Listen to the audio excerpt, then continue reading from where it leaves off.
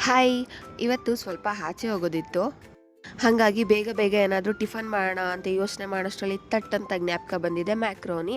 ಇದನ್ನೇ ಮಾಡೋಣ ಅಂತ ಅಂದ್ಬಿಟ್ಟು ಒಂದು ಕಡೆ ಮ್ಯಾಕ್ರೋನಿಸ್ನೆಲ್ಲ ಬಾಯ್ಲ್ ಮಾಡಿ ಇಟ್ಕೊಂಡಿದ್ದೆ, ಇನ್ನೊಂದು ಕಡೆ ತರಕಾರಿಗಳನ್ನೆಲ್ಲ ಚಿಕ್ಕ ಚಿಕ್ಕದಾಗಿ ಹೆಚ್ಚಿಟ್ಕೊಂಡಿದ್ದೆ. ಒಂದು ಫ್ರೈಯಿಂಗ್ ಪ್ಯಾನ್ಗೆ 3 ಸ್ಪೂನ್ ಆಯಿಲ್ ಹಾಕಿ ಹೀಟ್ ಆದಮೇಲೆ ಚಿಕ್ಕದಾಗಿ ಹೆಚ್ಚಿಟ್ಕೊಂಡಿರೋ ಹಸಿಮೆಣ್ಸಿನ್ಕಾಯಿ ಮತ್ತು ಹೆಚ್ಚಿಟ್ಕೊಂಡಿರೋ ಒಂದು ಚಿಕ್ಕ ಈರುಳ್ಳಿನ ಹಾಕಿ ಫ್ರೈ ಮಾಡಬೇಕಾಗುತ್ತೆ.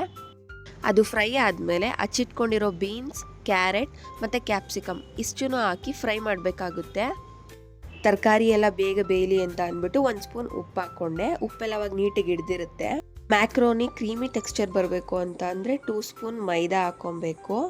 ನಾನು ತೊಗೊಂಡಿರೋ ಅಷ್ಟು ಮ್ಯಾಕ್ರೋನಿಗೆ 2 ಸ್ಪೂನ್ ಮೈದಾ ಸಾಕು. ಇದನ್ನು ಫ್ರೈ ಮಾಡಿಕೊಂಡು ಸ್ವಲ್ಪ ನೀರು ಹಾಕ್ಕೊಬೇಕು. ನೀರು ಹಾಕ್ಕೊಂಡ್ರೇ ಅದು ಕ್ರೀಮಿಯಾಗಿ ಬರುತ್ತೆ, ಮೈದಾ ಎಲ್ಲ ಮಿಕ್ಸ್ ಆಗಿ. ನಾನು ಇದಕ್ಕೆ ಮ್ಯಾಗಿ ಮಸಾಲ ಹಾಕ್ಕೊತಾ ಇದ್ದೀನಿ. ನಿಮಗೆ ಬೇಕಂದರೆ ಪಾಸ್ತಾ ಮಸಾಲ ಕೂಡ ಯೂಸ್ ಮಾಡ್ಬೋದು.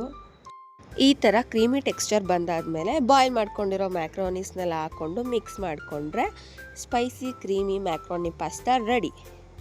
ಇನ್ನೂ ಸ್ಪೈಸಿಯಾಗಿ ಬೇಕು ಅಂದರೆ ಚಿಲ್ಲಿ ಪೌಡರ್ ಇಲ್ಲಾಂದರೆ ಚಿಲ್ಲಿ ಫ್ಲೇಕ್ಸ್ ಯೂಸ್ ಮಾಡ್ಬೋದು. ನಾನಿಲ್ಲಿ ನನ್ನ ಮಗಳಿಗೋಸ್ಕರ ಸ್ವಲ್ಪ ಖಾರ ಕಮ್ಮಿ ಮಾಡಿದ್ದೀನಿ. ನಮಗೆಲ್ಲ ಸ್ವಲ್ಪ ಖಾರ ಕಮ್ಮಿನೇ ಇತ್ತು, ಆದರೆ ಚೆನ್ನಾಗಿತ್ತು ಮೈಲ್ಡಾಗಿ. ಇನ್ನು ಆಚೆ ಹೋಗೋದು ಲೇಟ್ ಆಗಿಬಿಟ್ಟಿತ್ತು ಅಂತ ಬೇಗ ರೆಡಿಯಾಗಿ ಹೊರಟೆ.